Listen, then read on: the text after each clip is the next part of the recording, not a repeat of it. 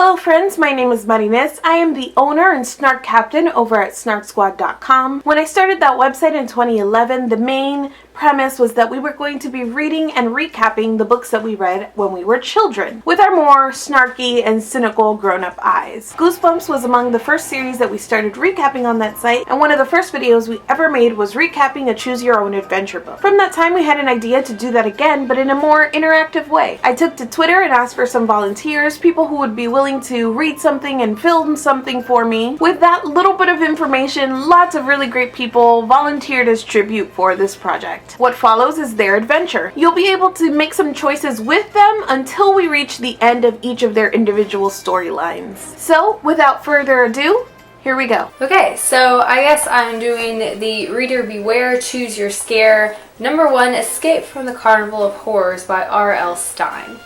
I'm just going to put it out there, I've never read a Goosebumps book before because, true story, my parents couldn't even let me watch Scooby-Doo when I was little because I had nightmares that my dad was actually the creeper from that show and he terrified me, so Scooby-Doo gave me nightmares. Definitely did not read Goosebumps. I find it really ironic that it's a Goosebumps book because when I was a kid, I was way too much of a wimp to read Goosebumps. I thought they were really scary. They more than likely are not scary at all. So today we're going to escape from the Carnival of Horrors. I've actually read this one as a kid and it was one of my favorites. So I'm kind of excited to read this again. Hey everybody, I'm Gina and I'm going to be vlogging the Choose Your Own Scare Carnival of Horrors. So I'm all set. I've got some water out of a fancy Bravery cup. I've got my Scooby-Doo fruit snacks in case I need a burst of courage. So I am just all set and ready to go. So the story opens with me, the main character, and my friends Patty and Brad. Patty is described as bossy, and Brad is described as a wimp, and he's also pretty misogynistic, but apparently we're teenagers, so that doesn't really matter to us right now, but it will, don't worry. I'm hanging out with my friends Patty and Brad, and right away I think I need some new friends.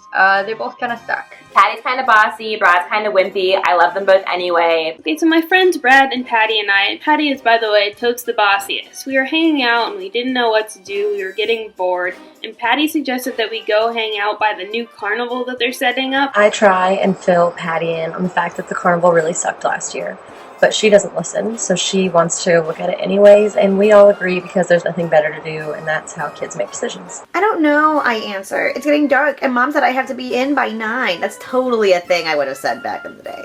And then Brad called me a wimp for not wanting to do it because that's lame. Brad is the biggest wimp in all of Wimpville, so who is he calling a wimp? It's only a quick bike ride, Brad says. Are you some kind of wimp? Okay, can't have Brad calling me a wimp. That's just ridiculous. When we get to the carnival, it's locked, but we hear music coming from inside. Usually when it's locked, you would just turn around and go home, and that's what Brad suggests because he's a practical person. And I know that I already mentioned that he's kind of stupid and he's also scared of everything, but I've changed my mind and made it that he's a practical person because everything that he suggests I'm totally down for, and I would be that kid suggesting those same things. So Patty starts climbing the fence, and Brad looks at me as if he needs a reaffirmation to get into carnival, because I know if I back out, Brad's gonna back out too. So they look at me and they say, Amanda, what are you gonna do? And then you are forced to make the decision of either climbing the fence or going home. There's a big gate and we can't see anything and the gate is locked. So Patty wants to hop the fence and Brad doesn't want to do it because he's afraid we'll get caught because I told you he was a wimp. So they leave it up to me and my decision is I can either decide to go home because it's almost 9 o'clock when I need to be home, or I can decide to hop the fence. Obviously my first inclination was to go home because why would you climb a fence and break into a freaky carnival? But this being a book, I decided to play along and I picked to climb the fence. And my gut instinct is to go home because what am I, like 12 years old in this story, and what if I get abducted? But the title of the book is Escape from the Carnival of Horrors, so I'm pretty sure that to escape we have to get in there in the first place, so I'm gonna hop the fence. Well, in real life, I probably would have just gone home because I was that boring kid.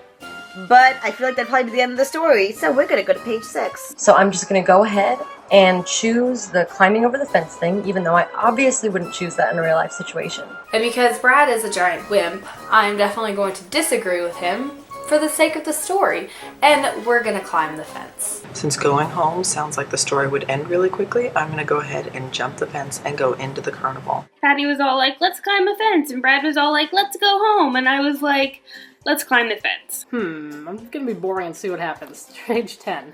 I'm gonna go home because I don't like Patty and Brad, and this seems like a pretty dumb idea. I'm gonna be honest with you guys, I'm trying to do this as realistically as possible, like what I would really decide in these crazy situations, and in this case I would decide to go home. I'm a wimp, it's true, the book is calling me out on it, and I'm right. If you too are a wimp and want to go home, click down here. If you want to throw caution to the wind and break into the Carnival of Horrors, click down here.